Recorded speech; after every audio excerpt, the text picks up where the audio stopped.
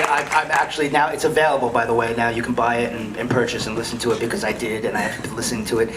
Barry, what was, you know, when you're sort of first collaborating on the score with Nicholas, what did you want to convey in the music, and what did you want the audience to feel listening to it? Yeah, so Nicholas Bertel, my homie, Nicholas Bertel, my homie now, it's 2 films, we deep. Nick Bertel, who did the score of Moonlight and Beale Street. He's just a really cool cat, man. And just like with the visuals, in both these films, I feel like they're an extension of the consciousness of the main character. So when you approach it that way, you're freed from the conventions of genre, the conventions of story form. So there's no way to conventionally score, you know, a coming-of-age film or a kitchen sink drama the way this one is. Instead, it's all about how is Kiki feeling, you know, how is Sharon feeling, how is Fonnie feeling, and is the music underscoring that feeling, is the music reflecting that feeling. So we started out assuming we would just put jazz over the whole film, and then we realized that jazz wasn't dovetailing exactly with the way Tish and Fonnie were expressing themselves, but we started writing things for, Nick started writing things for brass, and then started playing it with strings, and that became this really lovely thing. And then by the end of the film, we were composing for strings, but going back and playing it with brass.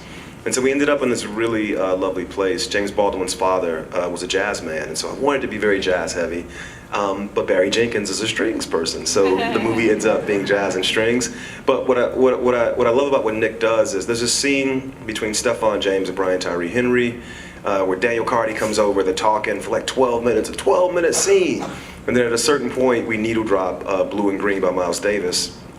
In the process of working with Nick, it's so organic as a reflection of what the characters on screen are feeling, because the Miles Davis was playing and we introduced score, and normally you introduce score, you turn the needle drop off. So we turned the Miles Davis off. And then I said, no, but that's wrong. They can still hear it, but now they're hearing it in a much different way. As Brian descends into his character, everything in the room should descend as well. And so Nick started using Blue and Green as an instrument. And we start, especially in this room, because the sound in here is damn good, it starts just floating around the room. And that rumble you hear is the exact same song that plays when Tish and Fonnie first make love. But this thing that's a symbol of hope and joy and birth has now been corrupted by the circumstances, by the systemic injustice, and that same damn sound that brought life into this world is now destroying these young men. So, and Nick is just so good about, we can't mathematically go, now we need to add up to where the joy becomes despair, but by watching what the actors are giving, he just gets in the box and comes up with these ideas that reflect